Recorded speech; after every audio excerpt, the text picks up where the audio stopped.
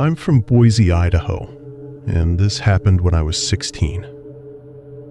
It was a Thursday night during basketball season. Our team had just finished practice, and most of the players were already heading home. I stayed behind in the locker room because I couldn't find my phone charger. My friend Caleb stayed too, since he was waiting for his mom to pick him up. The school was almost empty by then.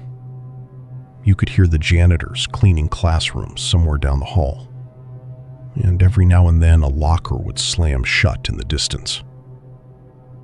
Caleb was sitting on the bench scrolling through his phone while I dug through my gym bag.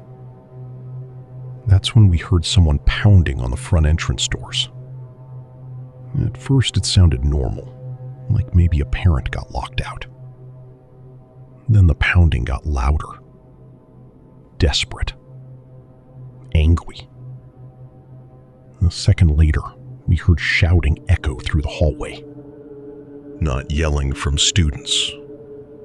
A grown man. The gym coach immediately stepped out of his office to see what was happening. I remember him opening the locker room door halfway before suddenly freezing. His face changed instantly. "Both of you lock this door," he whispered. Before we could even ask why, he slammed the door shut and ran back into the hallway. A few seconds later, we heard screaming.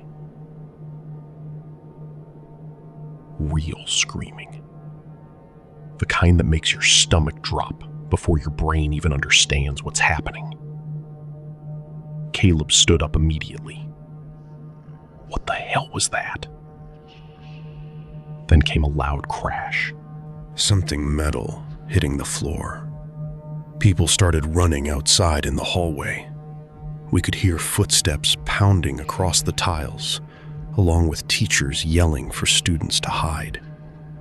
I slowly walked toward the locker room door and looked through the tiny glass window. At first, I didn't see anything.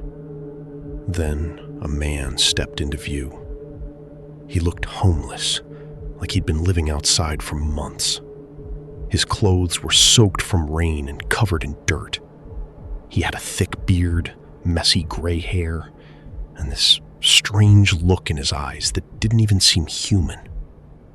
In his hand was a crowbar covered in blood. He kept pacing outside the gym entrance like he was searching for somebody. My whole body went cold. Caleb grabbed my shoulder and pulled me away from the door. We hid between the rows of lockers without saying a word. I could still hear people screaming farther down the hall. Then suddenly, the locker room door opened halfway. Both of us nearly lost it. But it was only Jason Miller from our grade. Jason looked terrified. His lip was bleeding, and he was breathing so hard he could barely stand. The second he saw us, he rushed inside and shut the door quietly behind him. Now, Jason and I hated each other. Since freshman year, he'd constantly picked on me.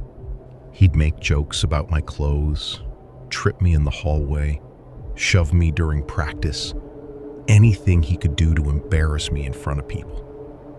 There were times I honestly wished he'd disappear. But right then, he just looked scared. Really scared. He whispered, "He's hurting people." Before either of us could answer, we heard footsteps outside the locker room. Slow footsteps. The three of us froze instantly. The footsteps stopped right outside the door. Nobody moved. Nobody breathed. Then the door handle slowly started turning. Jason covered his mouth with both hands. The handle rattled harder. Once. Twice. Then someone slammed against the door so hard the locker shook beside us. Caleb whispered, "Oh my God." Another slam hit the door. I thought it was going to burst open. Then we heard the man breathing on the other side. Heavy breathing, like he was listening for us. Jason suddenly started crying quietly beside me. Not loud sobbing, just tears running down his face while he tried not to make noise. I remember looking at him and realizing he wasn't acting tough anymore. None of us were. We were just kids, hiding in a locker room. The man hit the door one more time before suddenly walking away. None of us moved for at least 5 minutes. Finally, Caleb whispered that there was a storage closet connected to the equipment room in the back. We quietly made our way through the dark locker room and squeezed inside the tiny closet together. It smelled like dust and old football pads. We sat there in complete darkness, listening to distant screams, footsteps, and eventually police sirens outside. At one point, we heard officers shouting commands somewhere in the building. Then gunshots. Everything went silent after that. Almost 30 minutes later, police finally found us. When they opened the closet door, Jason immediately broke down crying harder than before. Outside the school, there were police cars everywhere.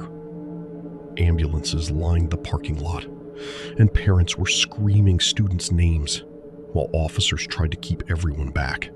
I found my mom standing near the sidewalk, wrapped in a blanket. The second she saw me, she ran over and hugged me so hard I thought she'd never let go. Jason's dad showed up a few minutes later. I'll never forget seeing Jason hug him while shaking so hard he could barely stand. 3 people were killed that night. 1 teacher and 2 students.